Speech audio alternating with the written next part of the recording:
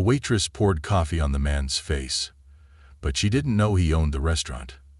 It was a busy morning at Rosie's Diner, a popular breakfast spot known for its bustling vibe and quick service. The place was packed with customers looking to grab a bite before starting their day. The waitstaff moved fast, balancing plates and coffee pots as they dashed between tables.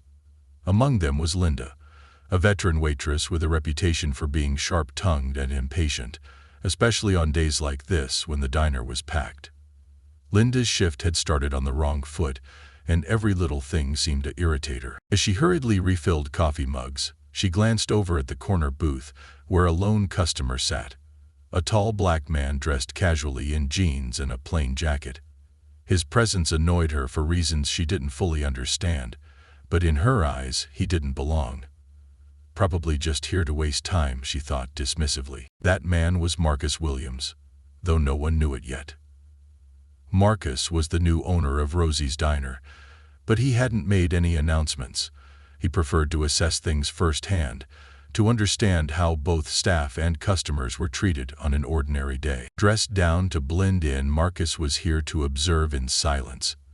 What he didn't expect was to become the target of Linda's frustration. When Linda approached his table, her tone was curt. "Coffee?" she asked, barely making eye contact.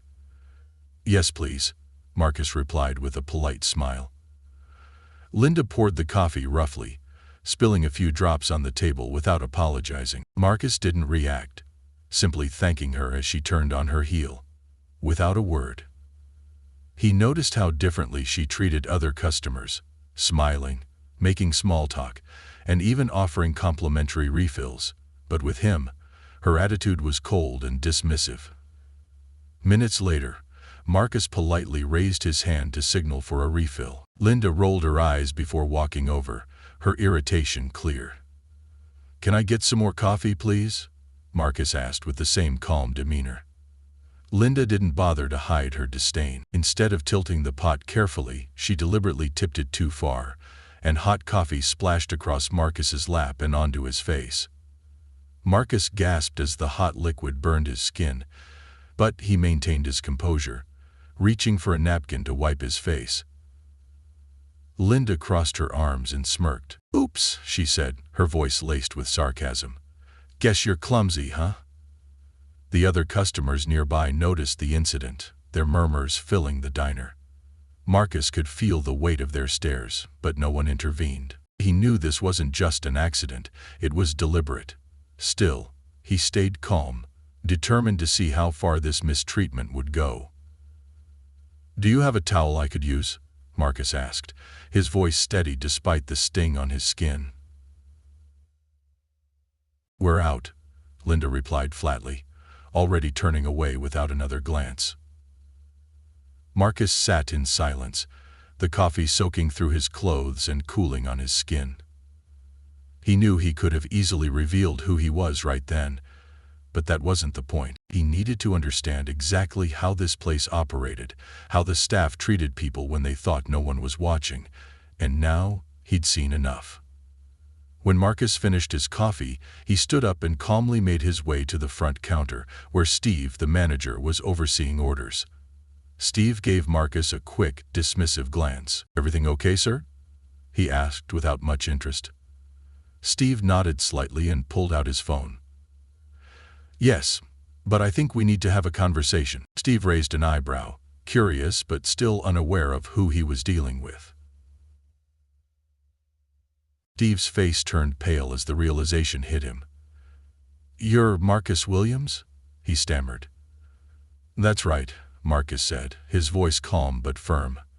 "And now I need to understand why your staff treats certain customers the way I was treated today." Steve's eyes darted toward Linda, who was still tending tables, oblivious to what was unfolding.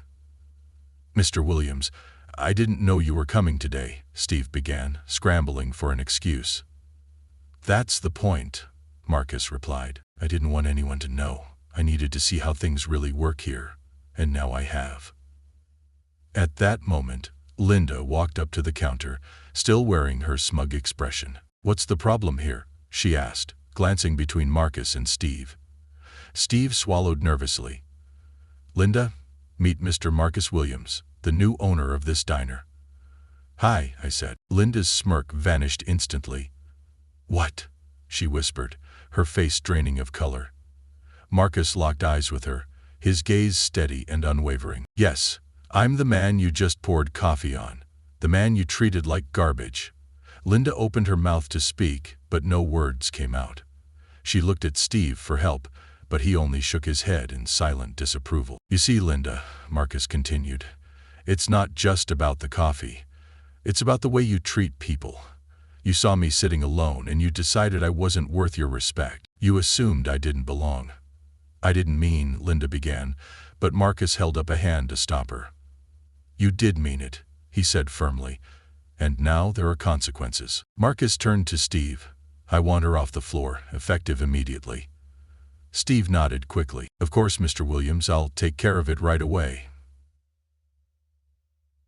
It's about every customer you have ever treated like they didn't matter. Hopefully you'll learn something from this." Linda's eyes filled with tears as the weight of her actions sank in. One by one, her colleagues laughed at her extravagant pettiness until she eventually blacked out. "I'm sorry," she whispered, her voice barely audible. "I'm sure you are," Marcus replied. "But sorry doesn't change what's already happened." A few weeks later, Marcus returned to the diner, not as a hidden observer this time, but as the owner, ready to make changes. He gathered the staff for a meeting before the start of the day. No exceptions. The staff listened attentively, understanding that Marcus meant every word. Linda was no longer part of the team, and her absence served as a reminder of the consequences of poor behavior. Over the next few months, Marcus worked tirelessly to improve the diner's culture.